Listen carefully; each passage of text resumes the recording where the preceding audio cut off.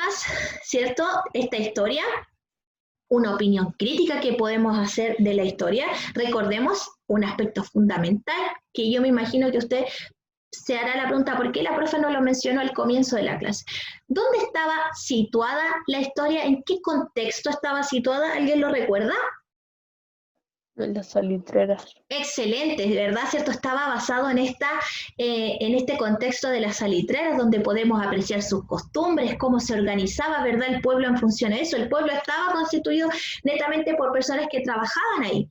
Y además, por supuesto, los cargos que existían, cuáles eran las condiciones económicas, cuáles eran las condiciones sociales en las cuales María Margarita vivió desde que inició esta fama hasta que se cuenta ya la historia cuando ella es adulta, y por lo tanto se ve el reflejo no solo de esta evolución que tuvo el personaje, sino también la evolución y la transformación que sufrieron las salitreras, es decir, una parte muy importante de la historia de nuestro país. Entonces, la opinión crítica que nosotros podemos realizar a partir de esta historia, de este cuento, es que, por supuesto, la historia nos lleva desde el esplendor, ¿verdad?, y a la decadencia, perdón, desde la esperanza a una dura realidad, la realidad de un pueblo abandonado y, por supuesto, de una niña que confunde la ficción con la realidad, como les mencionaba al comienzo. Son elementos que usted tiene que tener en claro que sucedieron.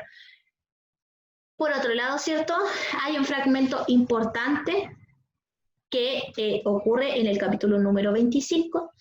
Mientras tanto, mi fama crecía cada vez más, tanto así que de pronto comenzaron a llamarme para que contara películas a domicilio, sobre todo los empleados y los comerciantes, que era la gente más pudiente de la oficina. ¿Qué rasgo podemos identificar acá? Este fragmento se pone para que nosotros recordemos, ¿verdad?, el aspecto económico que, La ¿verdad?, pobreza. claro, la pobreza que envolvía a la población. Recordemos que María Margarita Consorté, su familia tenía para comer. Cuando vieron este negocio de la contadora de películas, decía una parte explícita de la historia donde mencionaba, y ahora nos podemos dar unos gustitos. ¿Cuáles eran esos gustitos? Comprar bebida para el almuerzo, por ejemplo. Compraban bebida para el almuerzo, su papá le podían comprar unos vinos más para que él pudiese consumir, pero no era que ganaban, su vida giró en 360 grados, sino que simplemente el libro nos permite conocer y reflejar a esa sociedad de la época.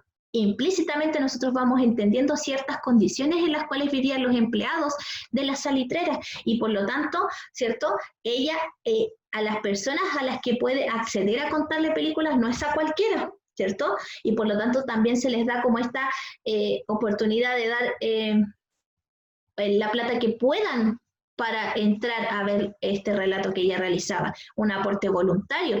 Pero si se fijan, la parte importante de este fragmento del capítulo 25 dice: comenzaron a llamarme para que contara películas a domicilio, sobre todo los empleados y los comerciantes, que era la gente más pudiente de la oficina. Y eso, si hacemos la comparación con la sociedad, por ejemplo, de Santiago, con la sociedad de otro tipo de regiones, la misma región de nosotros. Pensemos en esa época, no tenía esos problemas económicos de forma tan visible. Los problemas económicos quizás en esa época se esconden mucho más, pero en esa instancia y en ese contexto social, todos tenían la misma condición económica, y los que tenían más dinero eran los empleados, simplemente son los que trabajaban, los comerciantes, los que aún así no nacen ricos, sino que tienen que producir constantemente ese dinero. Tenemos también, ¿cierto?, algunos momentos de la obra que son importantes para la historia. Si se fijan acá, hay una presentación en diálogo donde dice: atrás acomodamos todos los cachureos que sirvieran para sentarse, y esa era la platea. El living se convirtió en una pequeña sala de cine. Distribuimos la pieza igual que en el cine de la oficina. Los niños se sentaban en el suelo, la ventana que era el balcón se suspendió. Se ponían a lanzar cosas por la ventana, una vez arrojaron un pericote vivo. En la puerta pusimos una pizarra. Mi padre era el encargado de recibir las donaciones con una caja de zapatos. Los donativos no pasaban más allá de 5 pesos, los adultos, y 1 peso los niños. Mi hermano mayor hacía de portero y los demás de acomodadores. Nos iba tan bien que los niños sin 1 peso miraban por los agujeros para verme, el vendedor del cine, aprovechando el comienzo de la historia, ¿verdad? Entonces, si se fijan, acá hay un momento bastante clave, que es lo que yo les mencioné. Es decir, que el negocio familiar partió desde cero, acomodaron su propia casa a partir de la edificación que ya existía. Ellos tuvieron, ¿verdad?, que acomodarse a lo que ya había. No había dinero para, no sé, poner más sillas, para quizás ampliar la casa para que pudiera entrar más gente. No, solo vivían de esto, lo que les daba oportunidad de comer alimentos diferentes, de optar a esos lujos, como yo les mencionaba al comienzo de la clase. Y los momentos más importantes de la historia, por lo tanto, podemos identificar como ideas centrales, por supuesto, al inicio.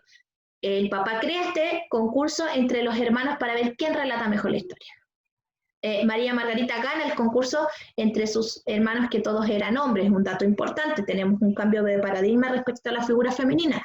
En tercer lugar, tenemos, ¿cierto?, esta instancia en la cual ella comienza a hacerse famosa. En cuarto lugar, la empiezan a contratar para que vaya a hacer estas representaciones a domicilio. En quinto lugar, ¿verdad?, ¿cierto?, tenemos este momento donde el prestamista viola a María Margarita y por lo tanto ella tiene este cambio, ¿verdad?, este problema, por supuesto, de autoestima, empieza a reflexionar sobre lo que sucedía, que ella no hizo nada sabiendo y se estaba dando cuenta de la acción del hombre. Después empezamos a ver el declive de esta profesión de María Margarita, no solo por cuando aparece en la televisión, sino que también porque ella se empieza a quedar sola, porque su papá muere. Recordemos el primer momento como bastante de una pérdida familiar, después lo que sucede con los hermanos, y por último ya cuando aparece el televisor, que ella se queda sola en su casa y empieza a ser amante del administrador, como les comentaba. Tenemos también el encuentro con la madre, ¿cierto?, a través de una puerta, porque ella no es capaz de salir a visitarla, porque era enfrentarse con una realidad, ¿cierto?, que para ella era bastante fuerte, no solo porque ella los abandonó, sino que ella se veía bastante reflejada en las acciones y decisiones que tomó su madre una vez que los dejó. Ya, chicos, ¿tienen dudas respecto al libro? ¿Hay algo que ustedes no entiendan, no comprendan? Preguntas, consultas. Tendrás que responder solo una vez el formulario de 20 preguntas. No puede enviar, no sé, por ejemplo, Belén Maldonado, alumna de octavo C, no puede enviar 3 veces un mismo formulario, solo una oportunidad. Yo les voy a enviar el link a través del chat. Acá dice que lo vamos a enviar por el correo, pero esta vez yo no lo voy a enviar por el correo porque con los otros cursos, una vez que se envió por correo, tuvimos algunos problemas porque no se podía pinchar el link. Y recuerden que estamos en línea para cualquier tipo de consulta.